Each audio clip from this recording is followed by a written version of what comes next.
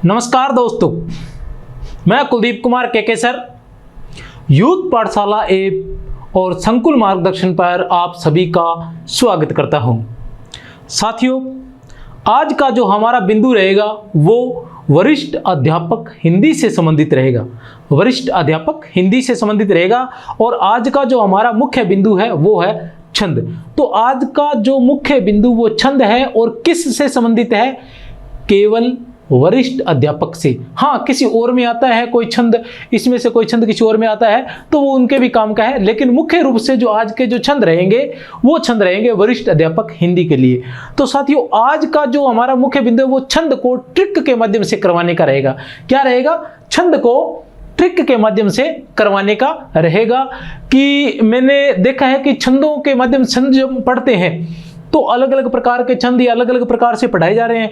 मैंने बहुत सारी पुस्तकें पढ़ी, बहुत सारी पुस्तकों का अध्ययन किया, तो आखिर मैंने देखा कि इस प्रकार की ट्रिक वहाँ नहीं थी या कोई ऐसा तरीका नहीं था कि जहाँ आसानी से छंदों को मतलब विस्तार से भी किया। ऐसा नहीं, ट्रिक का मतलब ये नहीं है कि मैं आपको ट्रिक बता रहा हूँ और उसमें बहुत कुछ छूट गया है। मैं एक ऐसी ट्रिक लेकर आता हूँ आपके सामने जिसमें छूटता कुछ नहीं है, लेकिन बहुत छोटे से रूप में वो आपके सामने आ जाता है, बड़े ही आसान तरीके से आपके सामने। और जिससे आसान प्रश्न हम क्या देखते हैं कि अक्सर क्या होता है कि हम बड़ा करने के चक्कर में या विस्तार से करने के चक्कर में या व्याख्या सहित करने के चक्कर में हमारा क्या हो जाता है कि आसान से प्रश्न गलत हो जाते हैं, बड़ा आसान से होते हैं। तो इससे क्या है कि आसान प्रश्न और कठिन प्रश्न दोनों होंगे, लेकिन आसान प्रश्न जो है वो किसी भी स्थिति के अंदर गलत होने की संभावना आपकी नहीं रहेगी। तो आज जो हम छंद करने जा रहे हैं वो वरिष्ठ अध्यापक हिंदी के लिए छंद करने जा रहे हैं और वो भी ट्रिक के माध्यम से करने जा रहे हैं। तो देखते हैं सबसे पहले कि जो वरिष्ठ अध्यापक हिंदी है उसमें मुख्य रूप से 7 छंद लिए गए हैं। कितने छंद लिए गए हैं? 7 छंद लिए गए हैं। अभी देख लेते हैं कौन कौन से छंद लिए गए हैं। जिसमें जो छंद है जहां मात्राओं का, यति, गति का, आदि का ध्यान रखा जाता है या तुकबंदी का ध्यान रखा जाता है, उसे जिस रचना में मात्रा का, वर्ण का, उसकी यति, गति, ठहराव आदि का ध्यान रखा जाता है उसे छंद कहते हैं। उस रचना को छंद कहते हैं। तो छंदों के जो है वो 2 भेद कहलाते हैं। कौन से? मात्रिक छंद होते हैं और वर्णिक छंद होते हैं। आगे भी इसके बहुत सारे भेद होते हैं, मैं उन पर नहीं जाऊंगा क्योंकि आज का जो मुख्य बिंदु हमारा ट्रिक के माध्यम से करवाने का है, विस्तार से नहीं करवाने का। तो हमने ये देखना है कि वरिष्ठ अध्यापक हिंदी जो है उसमें जो छंद है हम उन छंद को वैसे ही याद कर लेते हैं जैसे हमारे पाठ्यक्रम में दिए हुए हैं। हम उनका विभाजन नहीं करते हैं कि इनमें से मात्रिक छंद कौन से हैं, इनमें से वर्णिक छंद कौन से हैं। अब अचानक मान लो उनमें से कोई छंद आ गया और उसके बारे में यह पूछ लिया कि यह छंद मात्रिक छंद है, सममात्रिक छंद है, विषम मात्रिक छंद है या अर्ध सममात्रिक छंद है या वर्णिक छंद है या दंडक छंद है या साधारण छंद है, ऐसी कोई बात पूछ ली जाती है तो उस छंद को विस्तार से याद करने के बावजूद भी हम उस प्रश्न का उत्तर देने में नाकाम होते हैं, क्योंकि हम अचानक उस चीज को भूल गए हैं कि थे तो सही वर्णिक था, समवर्णिक था। इस तरह से हम उस बात को दिमाग से हमारे दिमाग से वो बात निकल जाती है।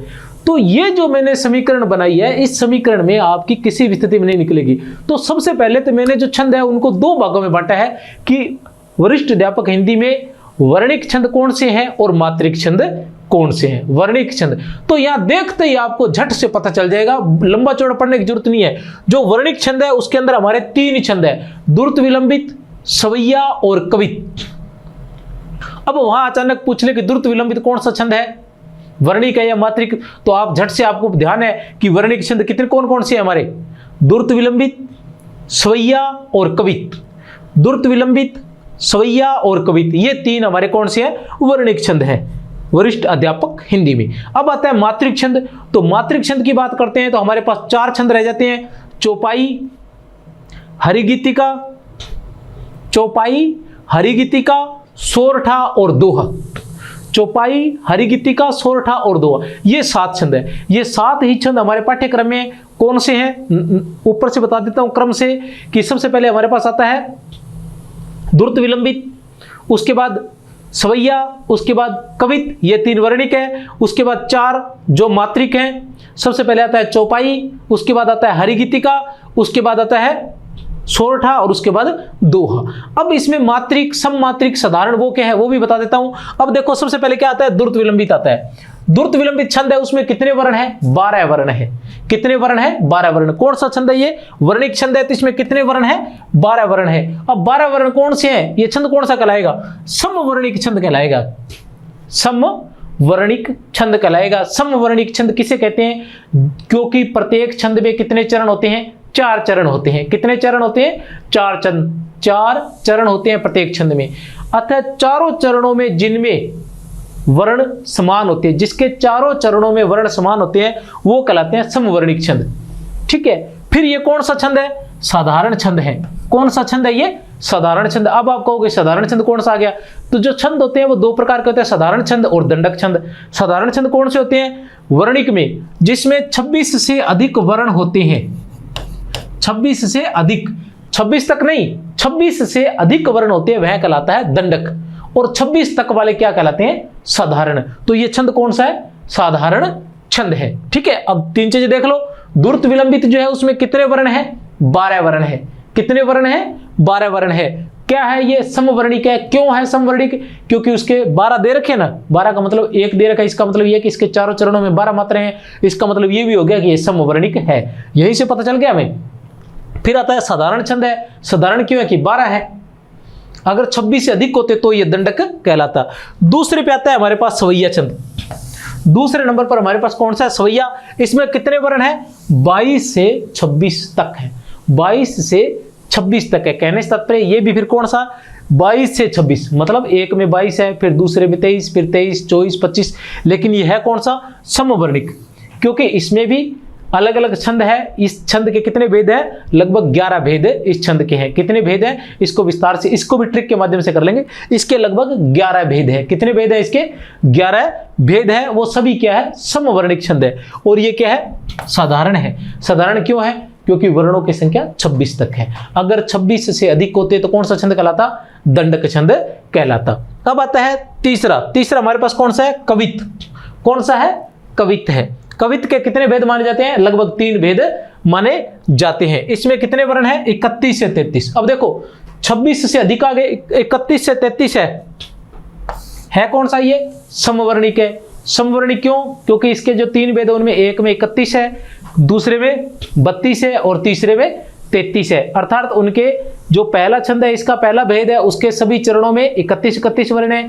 दूसरा जो है उसमें 32 है। तीसरा जो है उसमें 33 है। इसलिए समवर्णिक छंद है, ये ध्यान रखना है। मतलब एक बात और ध्यान रख लेनी है कि वर्णिक छंद जो तीनों है, तीनों के तीनों समवर्णिक है।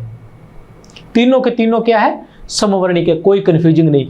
फिर आता है इधर 2 साधारण है और 1 दंडक है। अब दंडक क्यों है, क्योंकि इसमें 26 से अधिक वर्ण है। जिस छंद में 26 से अधिक वर्ण होते हैं वह दंडक छंद कहलाता है। और यही बात जब मात्रा पे लागू होती है तब स्थिति यह बनती है कि 32 से अधिक मात्राएं जिसकी होती है वह दंडक छंद कहलाता है।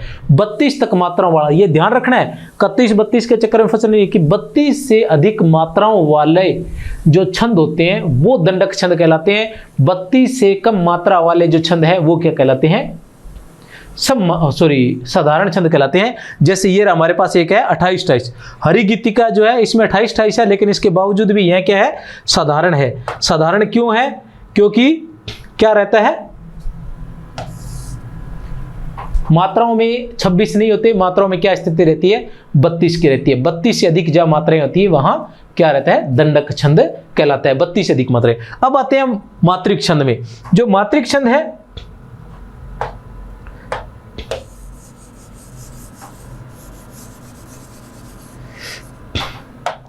कौन सा छंद है, ये मात्रिक। अब जब मात्रिक की बात आती है तो सबसे पहले आता है हमारे पास चौपाई। कौन सा छंद आता है, चौपाई। चौपाई के प्रत्येक चरण में 16-16 मात्राएं होती हैं और यह क्या है, सममात्रिक छंद है। कौन सा छंद है, ये सममात्रिक छंद है और साधारण छंद है। क्यों है साधारण छंद, क्योंकि 16 तक मात्राएं हैं। उसके बाद आता है हमारे पास हरिगीतिका। हरिगीतिका के प्रत्येक चरण में 28-28 मात्राएं होती है। यह भी सममात्रिक है क्योंकि प्रत्येक चरण में 28-28 मात्राएं हैं, इसलिए सममात्रिक है।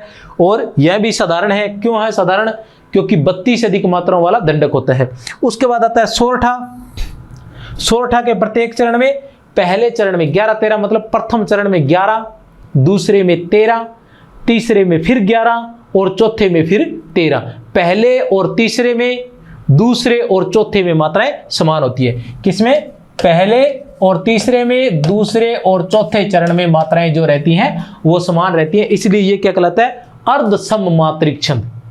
दोहा और सोरठा जो है वो किस में आएंगे?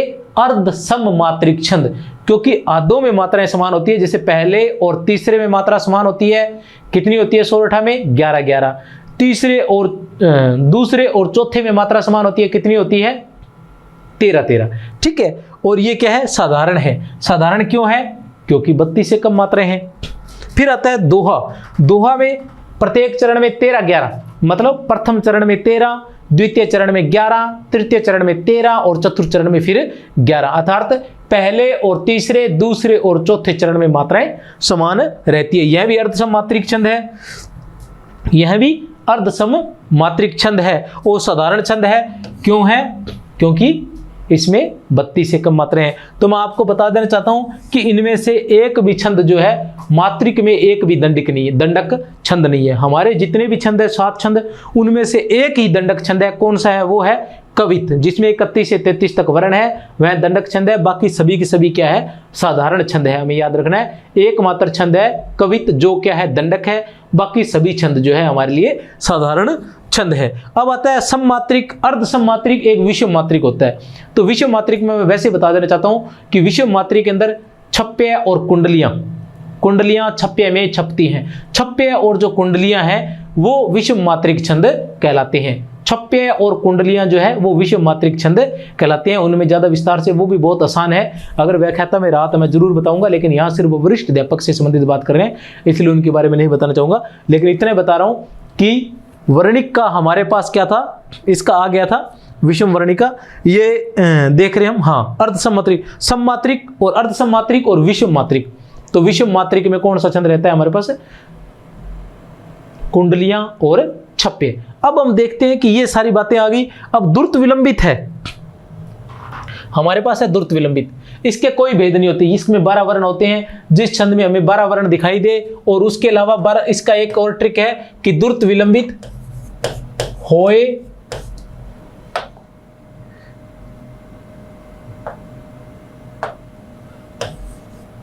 नभा भरा। नभा भरा मतलब 12 वर्ण होने चाहिए, और 12 वर्णों का जो क्रम है वो क्या रहना चाहिए? नगण, भगण, भगण और रगण। नगण, भगण, भगण और रगण, नभा भरा। तो ये द्रुत विलंबित हो जाएगा। सवैया के 11 भेद है, आगे चलकर देखते हैं उनको डिटेल से, सभी को मतलब ट्रिक के माध्यम से याद करेंगे। कवित के 3 भेद है, उनको भी ट्रिक के माध्यम से याद करते हैं। और चौपाई है, उसके प्रत्येक चरण में 16-16 मात्राएं होती है, कोई समस्या नहीं है। 16-16 मात्राएं जहां दिखेंगी वहां हमें कौन सा छंद रहेगा? चौपाई छंद रहेगा प्रत्येक चरण में। हरिगीतिका जहां प्रत्येक चरण में 28-28 मात्राएं दिखाई देंगी वहां कौन सा छंद होगा? हरिगीतिका छंद। और सोरठा जहां 11 और 13 होगी वहां सोरठा, और जहां 13 और 11 मात्रा होगी वहां कौन सा कहलाएगा? हमारे पास दोहा। ये अर्धसममात्रिक छंद है। अभी हम आगे देखते हैं कवित और सवैया को। ये है अपने पास सवैया छंद। तो जो सवैया छंद है इसको हमने क्या किया है कि अलग अलग भागों में विभाजित कर दिया है। सवैया जो है इसके कितने भेद माने जाते हैं? कुल 11 भेद माने जाते हैं। कितने भेद माने जाते हैं? 11 भेद माने जाते हैं। और यह क्या कौन सा छंद है?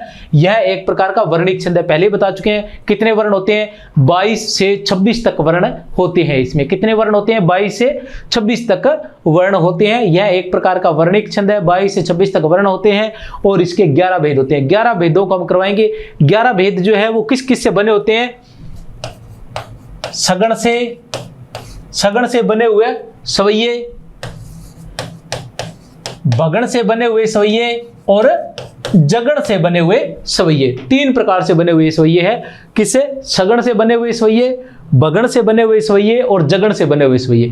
अब सबसे बड़ी समस्या, ऐसा मैंने कहीं नहीं देखा कि सबसे बड़ी समस्या ये आती है कि वर्णों का तो सभी ने कर दिया होगा, ठीक है ना? 22, 23, 24, 25, 26 इस तरह से 22, फिर 23, 23, 23, फिर 24, 24, 24, फिर 25, 25, 25 या फिर 26, 26, 26 इस तरह से तो हो सकता है सभी ने कर दिया होगा। लेकिन ये स्थिति कहीं नहीं रही कि भगण से बनने वाले कौन से हैं, सगण से बनने वाले कौन से हैं और जगण से बनने वाले छंद कौन से हैं, ये कहीं नहीं दिखाई देता है। तो मैंने इनको क्या किया है कि सगण से बनने वाले अलग, भगण से बनने वाले अलग और जगण से बनने वाले अलग कर दिए हैं सभी छंदों को।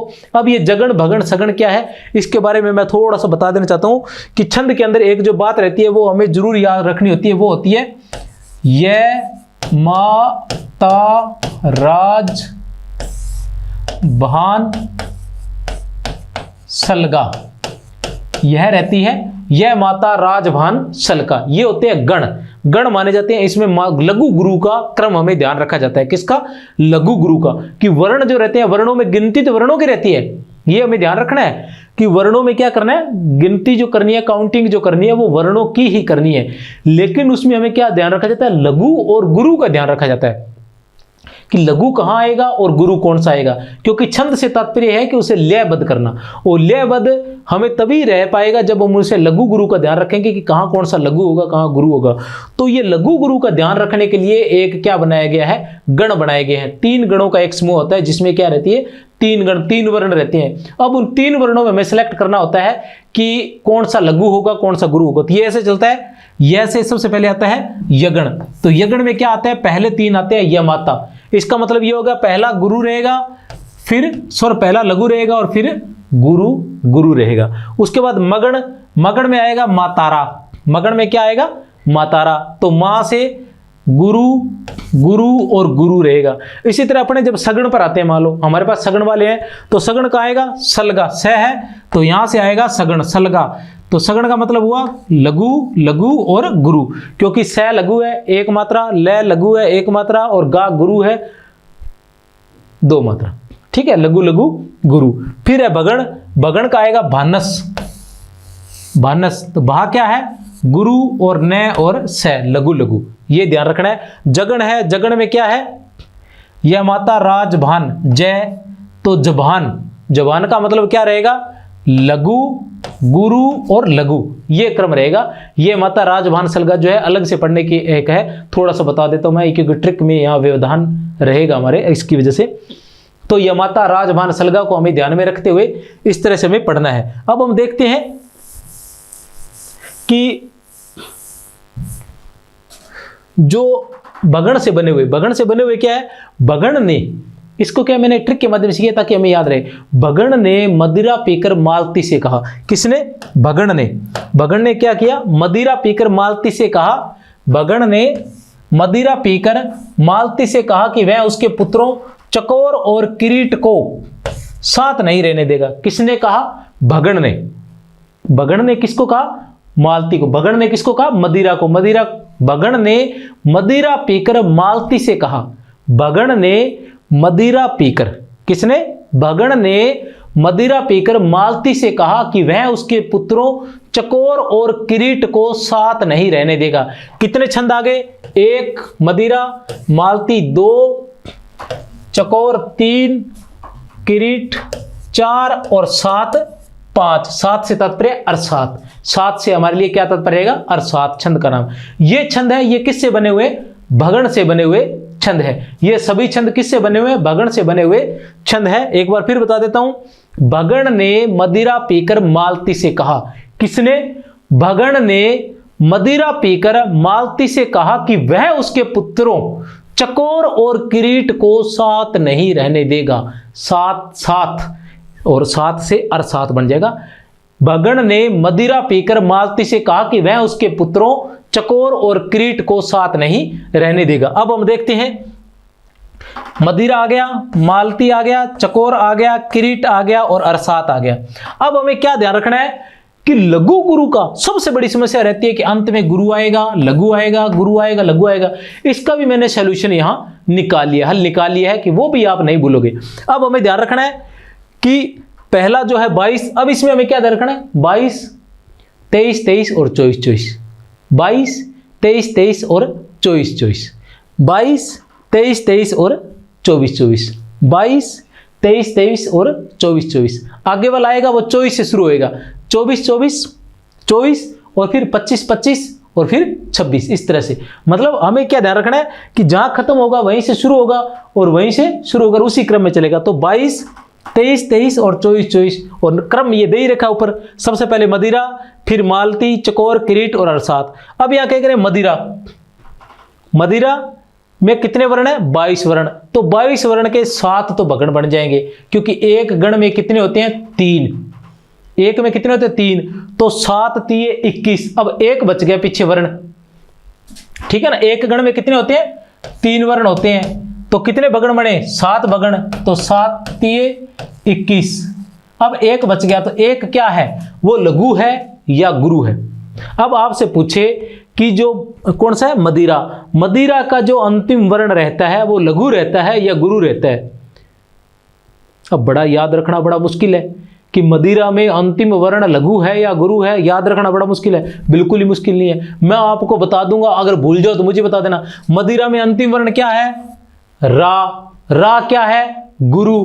तो अंतिम वर्ण क्या है, गुरु। मदिरा में रा क्या है, गुरु है। तो अंतिम वर्ण क्या रहेगा, गुरु। यह तो नहीं भूलोगे ना, या आप भी भूलोगे। मदिरा में अगर पूछा जाए कि अंतिम वर्ण क्या है, तो आप क्या कहोगे, अंतिम वर्ण मदिरा, रा क्या है, गुरु। तो अंतिम वर्ण क्या रहेगा, गुरु। इसके अंदर ही नाम में ही लघु गुरु का ध्यान है, याद करने की जरूरत नहीं है। दूसरा आता है मालती को हम क्या करेंगे, मालाती। मालती का नाम बदलेंगे हम, मालती का नाम बदलकर क्या कर देंगे, मालाती। मालती का नाम बदलकर मालाती कर देंगे। अब पूछा 23 वर्ण। अब 23 में क्या रहा, 3 × 7 21 हो गए, पीछे बच गए 2। अब 2 क्या है उसके बारे में पूछेंगे। वो जो 2 वर्ण पीछे बचे वो लघु है, दोनों लघु लघु है या दोनों गुरु गुरु है, लघु गुरु है या गुरु लघु है। ये भी आसान है। अगर आपसे पूछे कि मालाती के जो अंतिम वर्ण है वो क्या है, मालाती के अंतिम वर्ण दोनों लघु लघु होते हैं। मालाती के अंत में गुरु गुरु आते हैं, मालाती के अंत में लघु गुरु आते हैं। बड़ी समस्या होगी, लेकिन बिल्कुल भी समस्या नहीं, मैं बता दूंगा, भूलोगे नहीं कभी। मालाती, मालाती के अंतिम दोनों वर्ण क्या है, ला और ती, दोनों गुरु है। तो मालाती के अंतिम दोनों वर्ण गुरु होते हैं। मालाती ला और ती, ला और ती दोनों गुरु है, अंतिम दोनों वर्ण गुरु रहेंगे मालाती में। अब इसके बाद आता है चकोर। चकोर में कितने वर्ण है, 23 वर्ण है। 3 7 21, पीछे बच गए 2। अब 2 क्या रहेंगे, 2 क्या रहेंगे, देखो चकोर, चकोर में क्या है, को और रे। को क्या है, गुरु, और रे क्या है, लघु। ये देखो, एक गुरु और एक लघु। नाम में ही लघु गुरु छिपे हुए हैं, आपको कुछ नहीं करना, थोड़ा सा बदलाव करना है, जैसा मैं बताऊं वैसा, कि मालती को मालाती करना है आपने, मालती को मालाती करना है, वैसा बाकी सभी वैसे ही है। इसके बाद आता है किरीट। 4 नंबर पर किरीट आता है। किरीट में कितने वर्ण है, 24 वर्ण। आपने ध्यान रखना है कि एक तो ये बात याद रखनी है कि भगण ने मदिरा पीकर मालती से कहा कि वह उसके पुत्रों चकोर और किरीट को साथ नहीं रहने देगा। ये याद रखोगे, इसी क्रम में आप पहले इनको लिख लोगे, इसी क्रम में लिख लिए, और फिर याद रखोगे वर्ण की पहला क्या है, 22, फिर 23 23 और फिर 24 24। पहला क्या है, 22, फिर 23 23 और फिर 24 24। इस तरह से बस, और फिर उनको करते जाओगे। अब देखते जाओगे कि 24 वर्ण है, इसमें क्या है, 8 भगण है। 24 वर्ण है, 8 भगण है, 8 के 8 24 हो गए, पूरे 8 भगण हो गए, कोई समस्या नहीं है। अब देखो अरसात जो है उसमें भी 24 वर्ण है, लेकिन उसमें क्या है, 7 भगण और 1 रगण। अब इस 1 रगण को कैसे याद करेंगे, अब इस 1 रगण को कैसे याद करेंगे, इसका भी एक ट्रिक है, मैं बता दूंगा आपको। अब देखो यहां कितने 22 है, यहां तो 8 नहीं आ सकते ना, क्योंकि 8 तिये 24 होते हैं। यहां भी 23 है, यहां भी 8 तिये 24, यहां भी नहीं आ सकता, यहां भी नहीं आ सकता। यहां 24 था तो यहां 8 भगण हो गया पूरा। लेकिन यहां समस्या आ रही है, यहां समस्या आ रही है, तो इसका हल ये रहा, अरसात। इसके नाम में ही है 7, रे और 7। तो किसका छंद है ये, भगण का। तो भगण के तो कितने रहेंगे, 7, और एक साथ में क्या रहेगा, ये रहा रगड़, अरसात। अर 7, रे 7, अर 7, रे और 7। तो 7 तो क्या रहेंगे, भगण, और रे का साथ में रहेगा रगड़। ये देख लीजिए 7, तो ये 7 क्या रहेंगे, भगण, 7 ये 21 और एक रगण और एक 24। भगण 7 भगण, इनके हो गए 21, और रगण के 3 वर्ण हो गए, टोटल हो गए 24 वर्ण। अब भी कोई समस्या हो तो जो कमेंट बॉक्स होता है ना, उसमें लिख देना कि सर हमारे ये समझ में नहीं आ रहा है, ठीक है ना। बाकी व्हाट्सअप नंबर आपको दे रखे हैं, फ़ोन नंबर भी दे रखे हैं, जब मर्जी कॉल कर लेना, बताने के लिए हम एकदम बिल्कुल तैयार बैठे हैं। फिर आता है हमारे पास किससे बने हुए, ये आपका समझ में आ गया होगा, एक बार फिर से बता देता हूं। भगण से बने हुए कौन से? भगण ने मदिरा पीकर मालती से कहा कि वह उसके पुत्रों चकोर और किरीट को, भगण ने मदिरा पीकर मालती से कहा कि वह उसके पुत्रों चकोर और किरीट को साथ नहीं रहने देगा। 22, 23, 23 और 24, 24 और अंत वाले में 7 भगण और 1 रगड़ भी है। अब हम याद करेंगे सगड़ वाले, सगन वाले, अब हम याद करेंगे सगण वाले जो है, ये हमारे पास आ गए सगन वाले। अब सगण वाले कौन से हैं? सगण ने, सगण वालों की ट्रिक क्या है कि सगण वाले कौन से होंगे, उसकी ट्रिक भी है कि सगण ने दुर्मिल से कहा कि वह सुंदरी से शादी कर ले। सगण ने दुर्मिल से कहा, किससे कहा? दुर्मिल से। सगण ने दुर्मिल से कहा कि वह सुंदरी से शादी कर ले, क्योंकि अरविंद भी कुंदलत से शादी कर रहा है। सगण ने, किसने? सगण अलग है, वहां भगण अलग था, यहां सगण अलग है, सगण अलग है, लेकिन वो कह किससे रहा है? सगण जो है यहां भी अलग है, और वो किससे कह रहा है? दुर्मिल से कह रहा है कि क्या कर ले? सगण ने दुर्मिल से कहा कि वह सुंदरी से शादी कर ले। सगण ने दुर्मिल से कहा कि वह सुंदरी से शादी कर ले, क्योंकि अरविंद भी कुंदलत से शादी कर रहा है। अरविंद भी कुंदलत से शादी कर रहा है। अब अरविंद कुंदलत से शादी कर रहा है, इसलिए दुर्मिल तू भी सुंदरी से शादी कर ले। तो ये देखिए, इसी क्रम में हम इनको याद करेंगे। सबसे पहले हमारे पास सगण वाले कौन से आते हैं? दुर्मिल आता है, फिर हमारे पास आता है सुंदरी, फिर आता है हमारे पास अरविंद, और फिर आता है हमारे पास कुंदलत। कौन सा आता है? कुंदलत। अब ये कुंदलत है, जैसे मालती को मालती किया था, वैसे कुंदलता को कुंदलत करना है। कुंदलता को हमने कुंदलत करना है, ठीक है, याद रखना। अब ये कितने हो गए? 1, 2, 3 और 4, ठीक है। अब दुर्मिल, अब फिर वही कंडीशन रहेगी, उसमें पहला क्या था? 22 था, इस तरह इसमें पहला क्या रहेगा? 24। पहला क्या है? 24, क्योंकि वो 24 पर खत्म हुआ था। 22, 23, 23 और 24, 24 खत्म हुआ 24 पर। अब ये कहां से शुरू होगा? 24 से। 24, लेकिन पहला एक रहेगा तो 24, फिर आगे वाले 25, 25 और फिर एक 26। 24, 25, 25 और 26 इस तरह से रहेंगे। अब कितने सगण रहेंगे? पहला क्या है? दुर्मिल। ये देखिए 1 नंबर पर दुर्मिल, यहां भी दुर्मिल है। कितने वर्ण है? 24 वर्ण। तो 24 वर्ण पूरे को पूरे क्या रहेंगे? 8 सगण रहेंगे। एक गण में कितने होते हैं? 3, 8 × 3 24, कोई समस्या नहीं है। उसके बाद आता है 25 वर्ण। अब 25 वर्ण हो गए तो 8 दिए 24, एक शेष बच गया। अब एक जो शेष वर्ण बचा है वह लघु होगा, गुरु होगा। बड़ी मुश्किल होगी, लेकिन मुश्किल होने नहीं देंगे, हम बैठे हैं ना, ठीक है। तो कैसे नहीं होने देंगे? अब देखो मैं बताता हूं। सुंदरी में अंतिम क्या है? री। तो री क्या है? गुरु। तो गुरु है तो ये रहा गुरु। अब ये लघु गुरु वाली समस्या, नाम वाली समस्या, कौन सा छंद, कहां का छंद, सारी समस्या एकदम हल कर दी जाएगी, ठीक है। फिर भी कहीं कोई समस्या लगेगी सर हमें याद नहीं हो रहा, तो आप बात कर सकते हैं मुझसे। अब आता है इसके बाद अरविंद। अब अरविंद में कितने वर्ण हैं? 25 वर्ण हैं, वहीं 8 सगण और अंत में एक 8 × 3 24, एक बच गया। अब एक क्या है? लघु है, ये गुरु। तो अरविंद में द क्या है? अरविंद में अंतिम जो वर्ण है वो द क्या है? लघु। तो ये रहा लघु, अंतिम वर्ण लघु रहेगा। अब आता है उसके बाद कुंदलता। अब कुंदलता को मैंने क्या कहा? कुंदलत करना है। कुंदलता को 3 बदलाव करने हैं। मालती को मालाती करना है, और कुंदलता को कुंदलत करना है, और एक लवंग लत आएगा उसको लवंग लत करना है। लवंग लता को लवंग लत करना है। बस ये 3 ही है, ठीक है। एक जैसी है कुंदलत और लवंग लत, कोई समस्या नहीं है। लता को लत करना है और मालती को मालाती करना है। बस ये 3 ही बदलाव करने हैं, लघु गुरु की समस्या से निजात मिल जाएगी। दूसरा कौन, इसके बाद कौन सा आता है? 3 नंबर पर कौन सा है हमारे पास? 1, 2, 3 नंबर पर अरविंद। अरविंद के बाद 4 नंबर पर हमारे पास है कुंदलत। कुंदलत में क्या है? 26 वर्ण। कितने वर्ण है? 26 वर्ण। तो 8 सगण हो गए, अंत में कितने बच गए? 2। तो 2 क्या होंगे? अंत में जो 2 है वो क्या रहेंगे? लघु रहेंगे, गुरु रहेंगे, गुरु लघु रहेंगे। तो ये देखिए कुंदलत, ल और तय, इसका मतलब ल और तय दोनों क्या है? लघु लघु।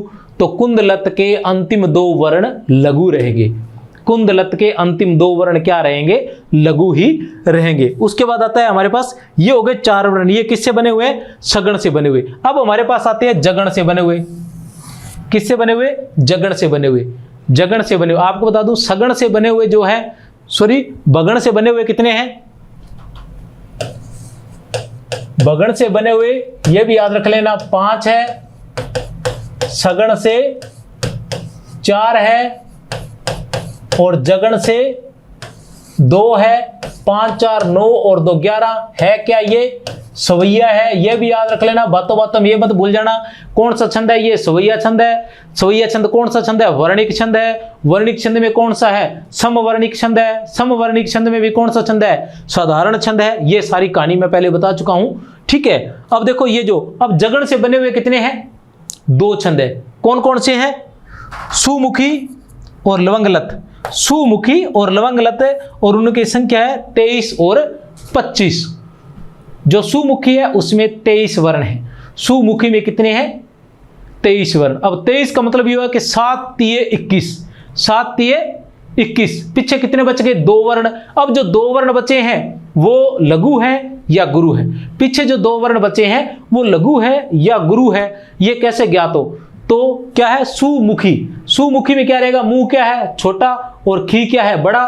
तो लघु और गुरु ये रहे, लघु और गुरु। सुमुखी, सुमुखी मुंह के अंदर मुंह लघु है और सुमुखी खी जो है वो गुरु है, तो लघु और गुरु ये देखिए।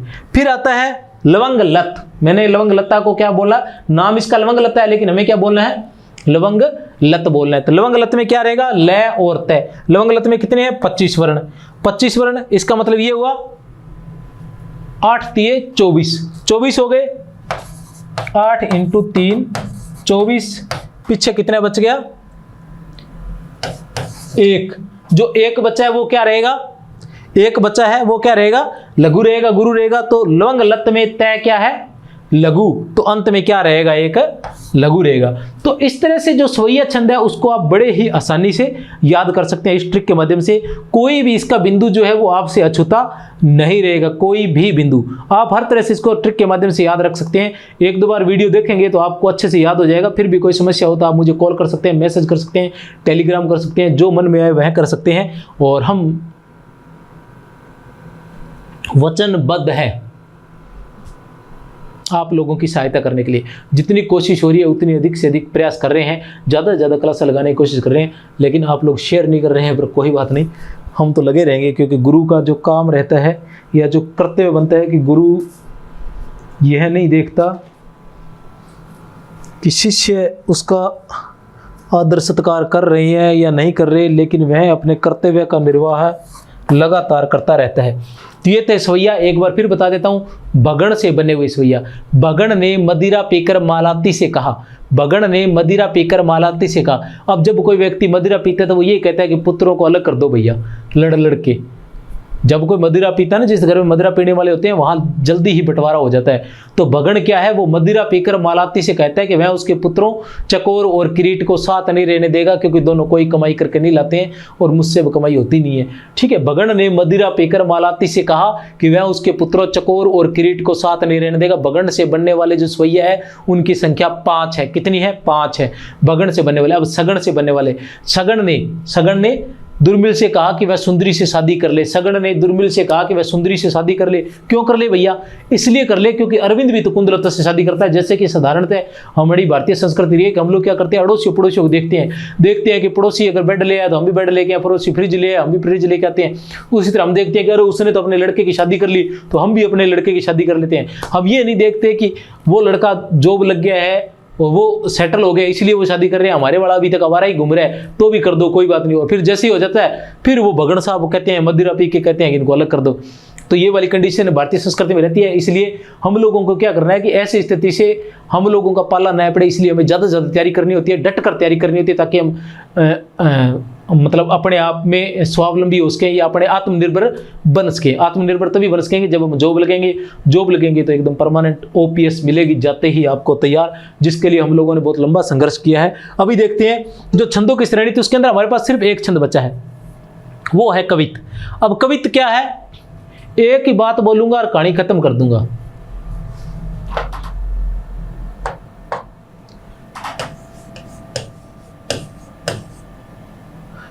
मनरूप देव, मनरूप देव। कवित्त जो है उसके 3 भेद माने जाते हैं। मन रूप देव, मन से मनहरण, देव से मनहरण, रूप से रूप गणाक्षरी, देव से देव गणाक्षरी। एक बार फिर बता देता हूं, कवित्त के अधिकतर 3 भेद माने जाते हैं, 3 कवित्त माने जाते हैं, कवित्तों की संख्या 3 मानी जाती है।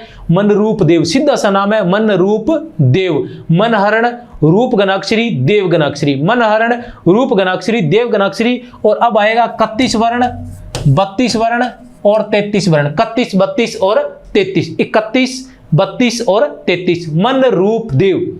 31, 32 और 33, मन रूप देव। 31, 32 और 33। मुझे लग रहा है कि अब ज्यादा पढ़ने की जरूरत नहीं है। अब इसमें क्या है कि मनहरण, अब इसके बारे में पहले बता चुका हूं कि ये क्या है, 26 से अधिक वर्ण है, इसलिए दंडक छंद है। क्या है, दंडक छंद है, लेकिन है ये समवर्णिक, क्योंकि जो मनहरण है उसमें भी प्रत्येक चरण में 31 वर्ण है, रूप गणाक्षरी के भी प्रत्येक चरण में 32 वर्ण है, और देव गणाक्षरी के भी प्रत्येक चरण में 32 वर्ण है। अब इसमें जो यति गति रहती है उसमें समस्या आती है, हम भूल जाते हैं कि कहाँ है, तो उसकी भी ट्रिक है, वो भी बड़ा आसान है। अब देखिए क्या रहेगा, यहां देख लेते हैं। ये जो है मनहरण, मनहरण में क्या रहेगा, 16 और 15। रूप गणाक्षरी में क्या रहेगा, 16 और 16। देव गणाक्षरी में क्या रहेगा, 16 और 17। अब देखना, ये वाली जो सीरीज है ये नहीं बदलेगी, ये 16 ही रहेगी। इधर वाली जो सीरीज है ये बदलती जाएगी, ये वाली जो सीरीज है ये नहीं बदलेगी। 16 और 15, 16 और 16, 16 और 17। ये देखिए 15, 16 और 17, ये वाली सीरीज लगातार बदलती जाएगी और संख्या रहेगी 31, 32 और 33। इसके अलावा भी एक प्रकार का रहता है, एक या तो ये रहता है यति गति, या फिर इसके अलावा क्या रहती है इसमें 8, 8, 8 और 7। फिर रहेगा इसमें 8, 8, 8 और 8। फिर इसमें 8, 8, 8 और 9। इसमें भी देखिए ये तीनों बिल्कुल नहीं बदलेंगे, इधर वाली सीरीज सिर्फ बदलेगी 7, 8 और 9, 7, 8 और 9। अब ये क्या है, दंडक छंद है, समवर्णिक छंद है और वर्णिक छंद है, ये बातें हमें ध्यान रखनी है। तो ये थे हमारे प्रमुख रूप से छंद। वरिष्ठ अध्यापक हिंदी में मुख्य रूप से 7 छंद है। पहले हम वर्णिक छंद लेंगे। वर्णिक छंदों की संख्या 3 है। द्रुत विलंबित जिसमें 12 वर्ण है, उसके बाद सवैया जिसमें 22 से लेकर 26 तक वर्ण है, जिसके 11 भेद माने जाते हैं। उसके बाद कवित्त जिसमें 31 से लेकर 33 तक वर्ण है। ये थे 3 वर्णिक छंद। फिर आता है मात्रिक छंद। मात्रिक छंद में हमारे पास 4 छंद आते हैं। सबसे पहले चौपाई आता है जिसके प्रत्येक चरण में 16-16 मात्राएं, जो सम मात्रिक छंद है और साधारण छंद है। उसके बाद हमारे पास आता है हरिगीतिका जिसके प्रत्येक चरण में 28-28 मात्राएं हैं, जो सम मात्रिक छंद है और साधारण छंद है। उसके बाद हमारे पास आता है सोरठा जिसके 11 और 13 मात्राएं हैं प्रत्येक चरण में, 11 और 13 अर्ध सम मात्रिक छंद है और यह भी साधारण छंद है। उसके बाद हमारे पास आता है दोहा। दोहा में 13 और 11 मात्राएं, यह भी अर्ध सम मात्रिक छंद है और यह भी साधारण छंद है। इस तरह से ये 7 छंद थे। मैं विश्वास करता हूं कि विस्तार से तो अलग से बहुत बताया गया है, कोर्स के अंदर बहुत लंबा, कम से कम 10 घंटे की क्लास होगी छंद की, लेकिन इस ट्रिक के माध्यम से आपको कोई भी छंद दोबारा करने की जरूरत नहीं रहेगी। साथियों बहुत बहुत आभार आप सभी का, बहुत बहुत प्यार मिल रहा है आप सभी से।